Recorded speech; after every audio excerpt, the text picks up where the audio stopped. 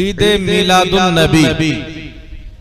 ঈদ মানে হচ্ছে খুশি, মিলাদ মানে হচ্ছে জন্ম, নবী মানে তো আপনারা সবাই জানেন, মানে আমাদের নবীর জন্মের খুশি, আগমনের খুশি।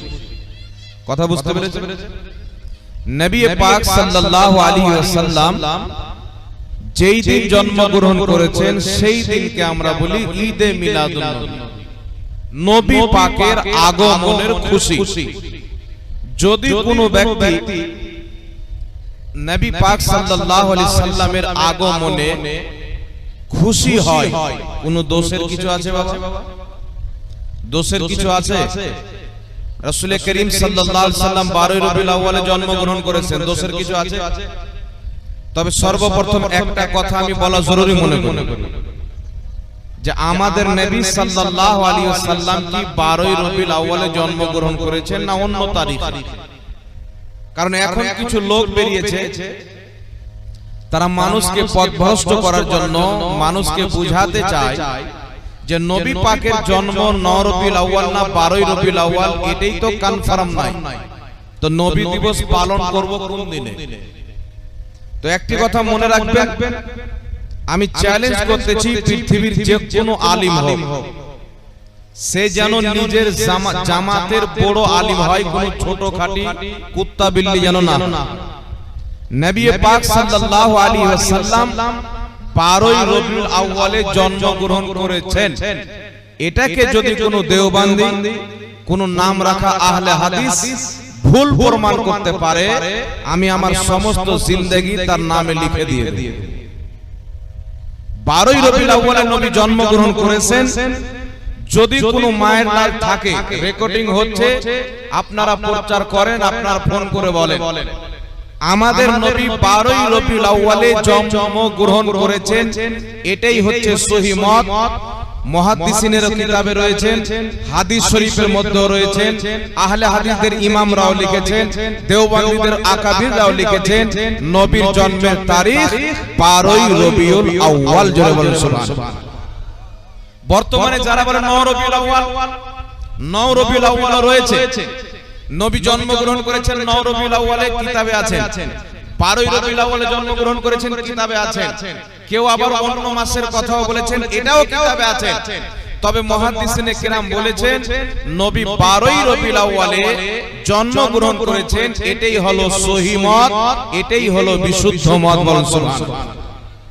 তার কারণে ইমাম ইবনে কাসির নিজের কিতাব আল বিদায়া ওয়ান নিহার মধ্যে সহিহ সনদে হযরতে আব্দুল্লাহ ইবনে মাসউদ থেকে এবং হযরতে জাবির থেকে দুইজন বিখ্যাত সাহাবী বর্ণনা করছেন, রাসূল কায়নাত সাল্লাল্লাহু আলাইহি ওয়াসাল্লাম রবিউল আউয়াল মাসের 12 তারিখে জন্মগ্রহণ করেছেন। বলেন সুবহানাল্লাহ। তো আমি যতদূর পর্যন্ত জানি, আমার কাছে লা মাযহাবির কিতাব আছে, দেওবন্দীদের কিতাব রয়েছে, সকলে নিজের কিতাবের মধ্যে লিখেছেন নবীর জন্মের তারিখ 12 রবিউল আউয়াল, এটাই হলো বিশুদ্ধ মত, এটাই হলো সহিহ মত। যদি কোনো মৌলবি বলে নবী 9 রবিউল আউয়ালে জন্মগ্রহণ করেছেন না 12 রবিউল আউয়ালে জন্মগ্রহণ করেছেন, এটাই কনফার্ম নাই, ওই মৌলবি হলো জাহিল, ওর শরীয়ত সম্পর্কে জ্ঞান নাই, ও ল্যাপটপে মৌলবি হয়েছে, মাদ্রাসায় বুখারী মুসলিম পড়ে মৌলবি হয়। তাই নবী পাক সাল্লাল্লাহু আলাইহি সাল্লাম 12 রবিউল আউয়ালে জন্মগ্রহণ করেছে, এটাই হলো বিশুদ্ধ মত, এটাই হলো জামহুরের মত, এটাই হলো মাশহুর মত। তাই যুগ যুগ থেকে মুসলমান 12 রবিউল আউয়ালে মিলাদুন নবী পালন করতেছেন। জোরে বলেন সুবহানাল্লাহ। আল্লাহ পাক বুঝার তৌফিক দান করুন। তো যেইগুলো মৌলবীর কুটানি উঠেছে, এদেরকে বলবেন যে মোবাইলে কুটানি না নামিয়ে কবে বসবি বল। 12 রবিউল আউয়ালে জন্ম হয়েছে না 9 রবিউল আউয়ালে, তোমাকেও প্রমাণ করে দেব, তোমার আব্বাকেও দেখিয়ে দেব। তো এইগুলো মানুষকে গুমরাহ করা বাদ করো। যুগ যুগ থেকে মুসলমানের মধ্যে মাশহুর প্রচারিত যে নবীর জন্মের তারিখ হচ্ছে 12 রবিউল আউয়াল। জোরে বলতে হবে সুবহানাল্লাহ। আরেকটি কথা, জন্মদিন পালন করা যাবে কি যাবে না? কিছু মৌলবি বেরিয়েছে, তারা বলতে চায় যে জন্মদিন পালন করা ইহুদি খ্রিস্টানদের চরিত্র। আমি এক জায়গায় দক্ষিণ 24 পরগনায় কলকাতার সাইডে বক্তব্য দিলাম জন্মদিন পালন করার ব্যাপারে, মিলাদুন নবী পালন করার ব্যাপারে। তারপরের দিন আমাকে ফোন করে বলা হলো জন্মদিন পালন করা হচ্ছে ইহুদি খ্রিস্টানদের চরিত্র। তুমি কে বলছো? বলছে আমার নাম হচ্ছে অমুক। তুমি কাদেরকে ফলো করো? বর্তমানে তুমি নিজেকে সুন্নি বলো, দেওবন্দি বলো, আহলে হাদিস বলো, কি বলো? তো সে বলছে যে আলহামদুলিল্লাহ আমি হচ্ছে আহলে হাদিস। তো আমি বললাম কি বললে তুমি? বলছে জন্মদিন পালন করা খ্রিস্টানদের চরিত্র। যারা জন্মদিন পালন করে তারা মুসলমান নয়, তারা হলো খ্রিস্টান। আমি বললাম এই কথার উপরে টিকে থাকবে তো? পরে আবার মুনাফিকের মতন চেঞ্জ হবে না? যে ফতোয়া তুমি দিয়েছো এই ফতোয়ার উপরে তোমাকে টিকে থাকতে হবে। পরে মুনাফিকের মতন চেঞ্জ হলে হবে না। কারণ আমি ফতোয়া দেব কিছু, পরে চেঞ্জ হয়ে যাব, এটা মুনাফিকের আলামত হতে পারে, মুমিনের আলামত হতে পারে। তো আমি তাকে বললাম শুনো, যেই ব্যক্তি জন্মদিন পালন করবে, জন্মদিন উপলক্ষে কিছু করবে, জন্মদিন উপলক্ষে কিছু করা মানে হচ্ছে জন্মদিন পালন। ওই ব্যক্তি ইহুদি খ্রিস্টান, এটা মুসলমানের চরিত্র নয়। তো আমি ওকে বললাম শুনো, মুসলিম শরীফের মধ্যে হাদিস, রাসূল করিম সাল্লাল্লাহু আলাইহি ওয়াসাল্লাম প্রত্যেক সোমবারে রোজা রাখতেন। কিসে রোজা রাখতেন? প্রত্যেক সোমবারে রোজা রাখতেন। সাহাবী জিজ্ঞাসা করলেন ইয়া রাসূলুল্লাহ, ইয়া হাবিবাল্লাহ, আপনি প্রত্যেক সোমবারে কেন রোজা রাখেন? রাসূল পাক বললেন ফিহি ওয়ালিদতু, এই দিনে আমি জন্মগ্রহণ করেছিলাম, আমি রোজা রেখে আমার জন্মদিন পালন করছি। তাহলে আমাদের নবী খ্রিস্টান না ইহুদি? তারপরে বলছে হুজুর জন্মদিন পালন করা জায়েজ আছে, তবে রোজা রেখে জায়েজ আছে। আমি বললাম নিজের মাসলা থেকে চেঞ্জ হলে কি হলো? মুনাফিক প্রমাণ হলে কি হলো না? তো মাসলা কি? আহলে সুন্নাত ওয়াল জামাতের নিকটে জন্মদিন পালন করা জায়েজ, আবার জন্মদিন পালন করা নাজায়েজ। জন্মদিন পালন যদি কুরআন হাদিস মোতাবিক হয়, শরীয়ত মোতাবিক হয়, জন্মদিন পালন করা জায়েজ। যদি শরীয়ত বিরোধী কর্ম হয়, শরীয়ত বিরোধী কর্ম করে জন্মদিন পালন করা নাজায়েজ। কথা বুঝে শিখাসনি বাবা? তো জন্মদিন পালন করা বৈধ, আবার অবৈধ। শরীয়ত মোতাবিক হলে বৈধ, শরীয়তের খেলাফ হলে অবৈধ। কারণ আমার আপনার নবী প্রত্যেক সোমবারে নিজের মিলাদকে কেন্দ্র করে, জন্মদিনকে কেন্দ্র করে তিনি রোজা রাখতেন। রোজা রেখে প্রত্যেক সোমবার নিজের মিলাদ পালন করেছেন। জোরে বলেন সুবহানাল্লাহ। এখন প্রশ্ন হলো, নবী তো রোজা রেখে মিলাদ পালন করেছেন, সুন্নিরা সিন্নি কেন খায়? নবী তো রোজা রেখে নামাজ মিলাদ পালন করেছেন, নিজের জন্মদিনকে কেন্দ্র করে রোজা রেখেছেন। সুন্নিরা বিরিয়ানি কেন খায়, খিচুড়ি কেন খায়, পোলাও কেন খায়? রোজা রেখে পালন করো। কথা বুঝে শিখেছেন বাবা?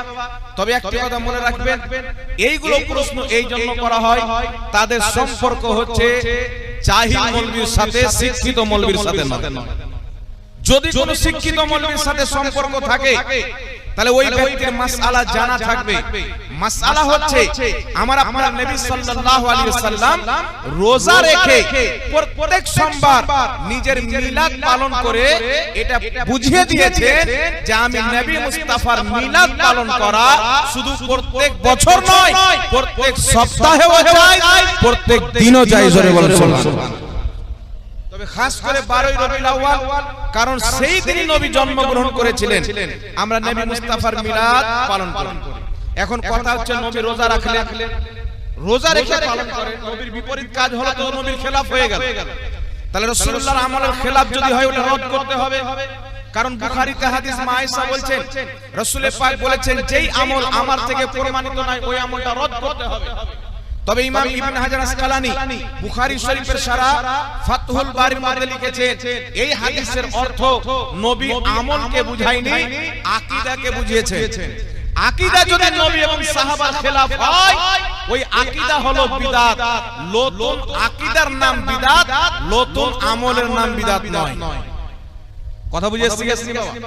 যার কারণে রাসূল পাক বলেছেন, মুসলিম শরীফের হাদিস, মিশকাত শরীফের হাদিস, রাসূল পাক বলছেন, মান সান্না ফিল ইসলামি সুন্নাতান হাসানাতান ফালাহু আজরুহা, যদি কোনো ব্যক্তি আমার ইসলামের মধ্যে কোন নতুন ভালো জিনিস আবিষ্কার করে, সে আবিষ্কার করার সওয়াব পাবে, তার উপরে যত লোক আমল করবে সবারই সওয়াব তাকে দেওয়া হবে।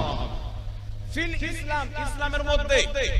আমার কাছে একটি বই রয়েছে, মুতাল্লিস রাবি যদি আন শব্দ দিয়ে হাদিস বর্ণনা করে তার হুকুম কি হবে, কিতাবটির নাম।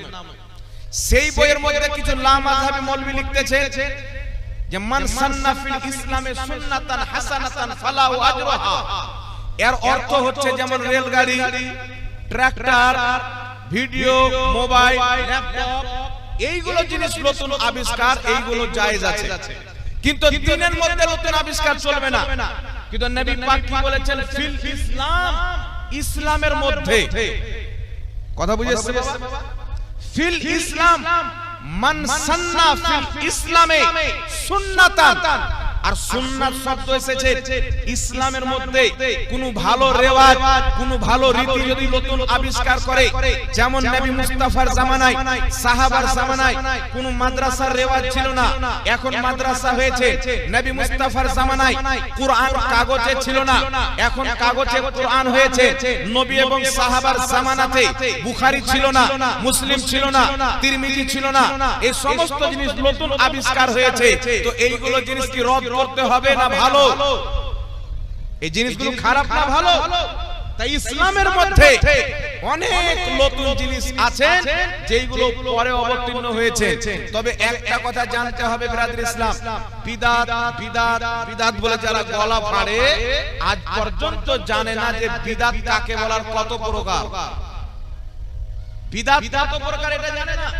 মানুষকে বুঝিয়ে রেখেছে বিদআত মানে জাহান্নাম, কিন্তু ওই প্রত্যেক বিদআত মানুষকে জাহান্নামে নিয়ে যাবে যেই বিদআত হচ্ছে নতুন আকীদা, যেটা নবীর আকীদা নয়, সাহাবার আকীদা নয়, নতুন করে আকীদা বানিয়ে নিয়েছে। ওই প্রত্যেক আকীদা বানানে ওয়ালা, প্রত্যেক আকীদা রাখনে ওয়ালার ঠিকানা হলো জাহান্নাম।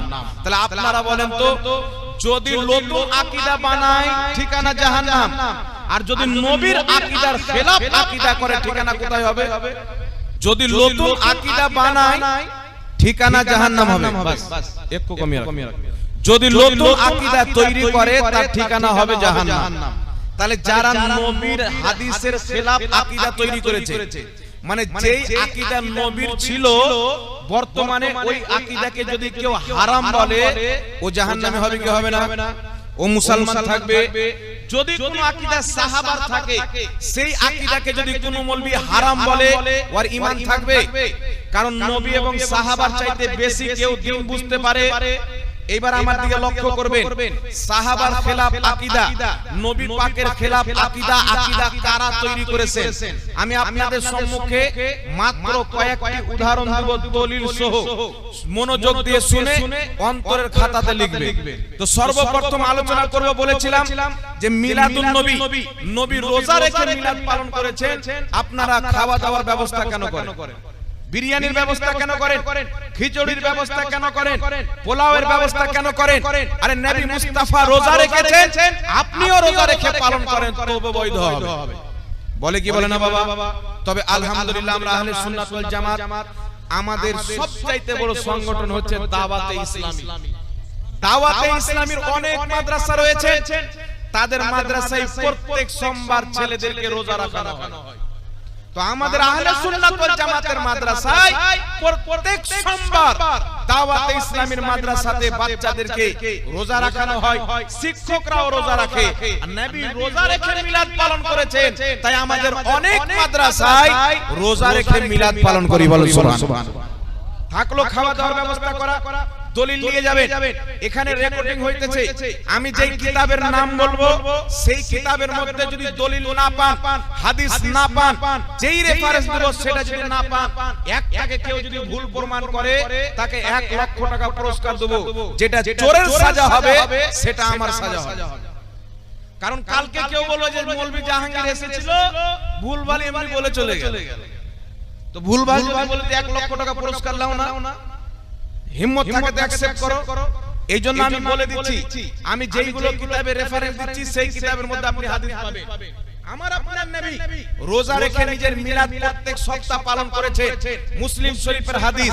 এই হাদিস দিয়ে স্পষ্ট হয়ে গেল যে নবীর মিলাদ পালন করা ভালো কাজের মাধ্যমে বা রোজা রেখে নবীর জন্মদিন পালন করা শুধু জায়েজ নয়, নবী মুস্তাফার সুন্নাত। প্রমাণ হলো কি হলো না? তাহলে কালকে থেকে কেউ যদি বলেন জন্মদিন পালন করা হারাম, মনে করতে হবে এ মুসলমান নয়, এর মৌলবীর কলমা পড়ে মুসলমান হয়েছে, নবীর কলমা পড়ে হয়নি। তারপরে চলে আসেন আমরা 12 রবিউল আউয়াল আসে খাওয়া দাওয়ার ব্যবস্থা করি, বিরিয়ানির ব্যবস্থা করি, তাবাররুকের ব্যবস্থা করি, মিছিলের ব্যবস্থা হয়, ঝান্ডার ব্যবস্থা হয়। সেইগুলো পরে আগে নবী দিবসকে কেন্দ্র করে খাওয়া দাওয়ার ব্যবস্থা করা যাবে কি যাবে না? মুসনাদে বাজ্জারের মধ্যে হাদিস, মুসান্নাফে আব্দুর রাজ্জাকের মধ্যে হাদিস, তাহযিবুত তাহযিব কিতাবের মধ্যে হাদিস, মাজমাউজ যাওয়াইদের মধ্যে ইমাম হাইসামি হাসান সূত্রে হাদিসটি উল্লেখ করেছেন। সাহাবী রাসূল বলছেন নবী পাক সাল্লাল্লাহু আলাইহি ওয়াসাল্লাম 40 বছর পর নিজের নবুয়তের প্রকাশ্য করেছেন। 40 বছর পর নবুয়তের এলান করলেন। নবুয়তের এলান করার পর নবী মুস্তাফা নিজের মিলাদকে কেন্দ্র করে, নিজের জন্মদিনকে কেন্দ্র করে সাহাবায়ে কেরামকে একত্রিত করলেন, একটি ছাগল জবাই করলেন। ছাগল জবাই করে সাহাবাকে খাওয়া দাওয়া করিয়ে আমার নবী মুস্তাফা নিজের মিলাদ পালন করলেন। জোরে বলেন সুবহানাল্লাহ। আরেকটু জোরে হবে না? সুবহানাল্লাহ। মুসান্নাফে আব্দুর রাজ্জাকের মধ্যে হাদিস, মুসনাদে বাজ্জারের মধ্যে হাদিস, তাহযিবুত তাহযিবের মধ্যে হাদিস, মাজমাউজ যাওয়াইদের মধ্যে হাদিস। হাদিসের মান হচ্ছে হাসান।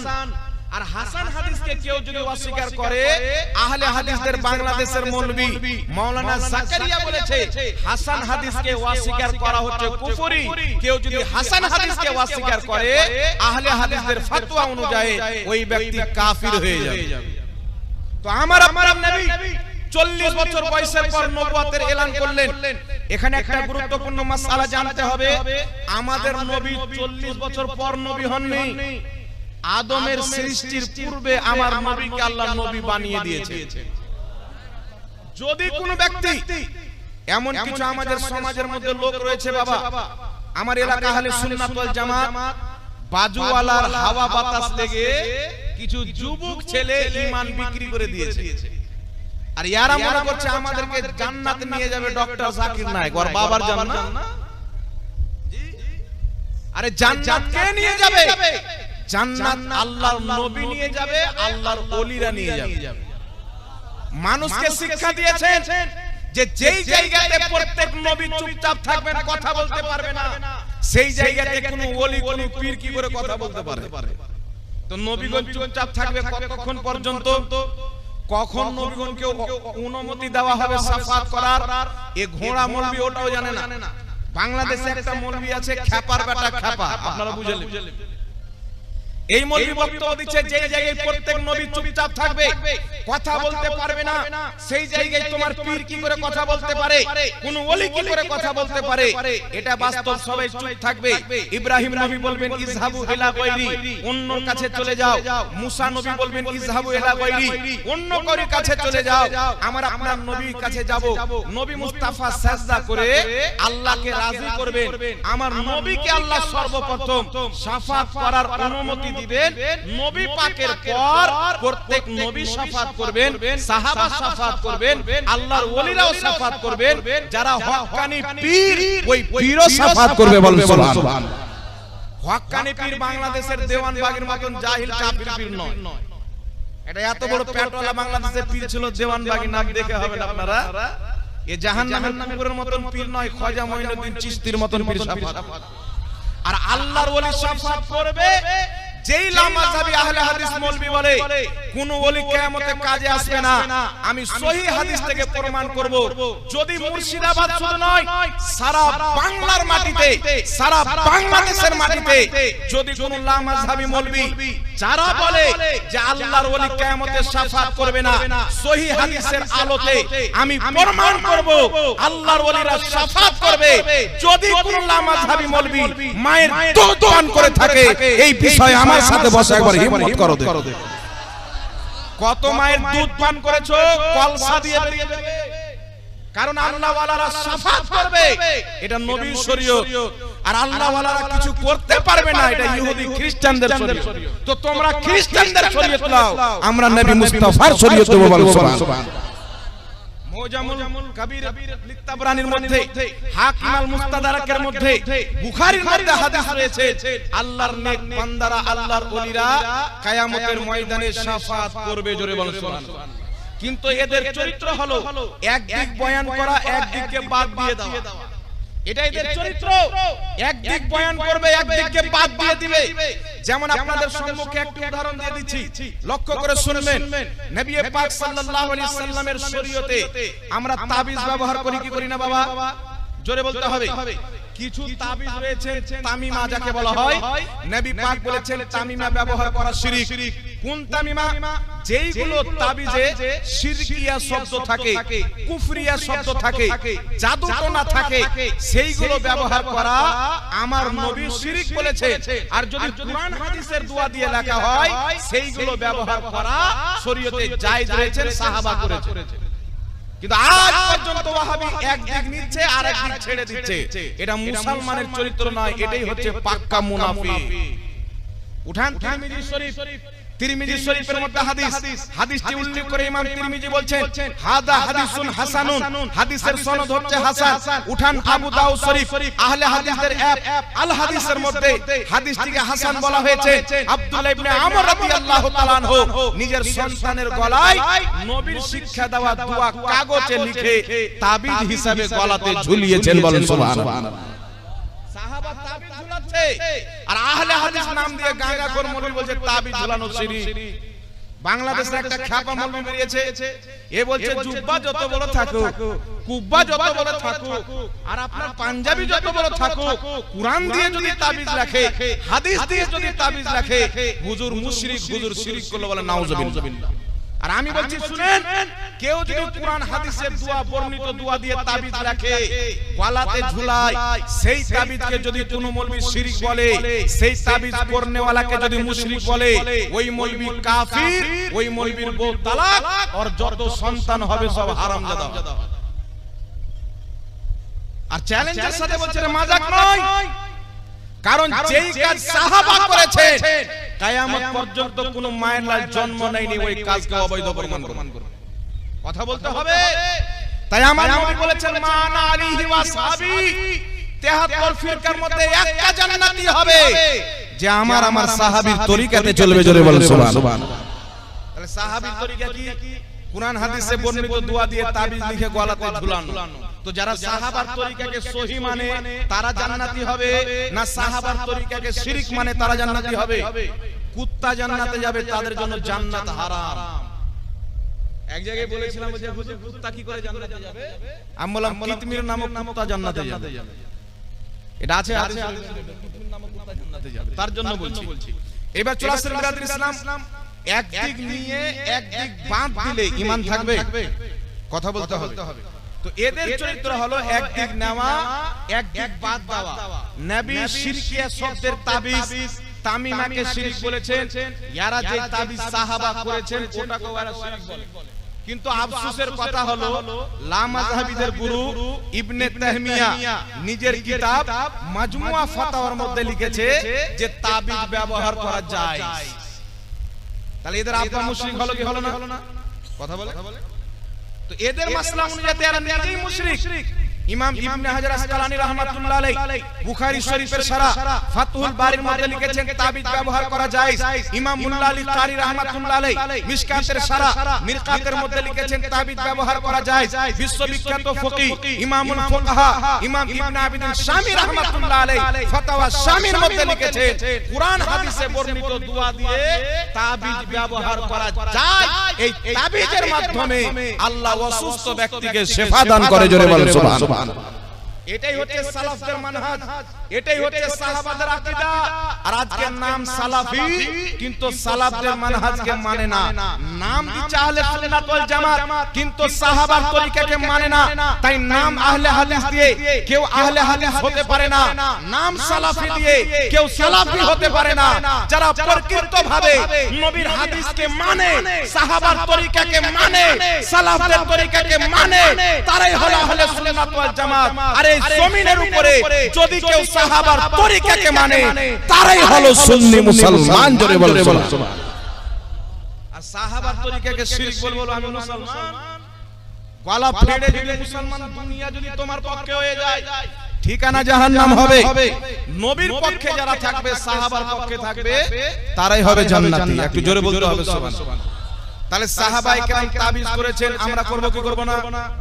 জোরে বলতে হবে। আমরা সাহাবার দ্বীনকে মানব না ইহুদি খ্রিস্টানের দ্বীনকে মানব? জোরে বলতে হবে। আপনি বলবেন হুজুর ইহুদি খ্রিস্টান কেন বলছেন? সাহাবায়ে কেরামের দ্বীনকে যে মানে না, নিজের তৈরি করা দ্বীন মানে, ওটা ইহুদি খ্রিস্টানের দ্বীন হলো, নবী রাসূলের দ্বীন হলো।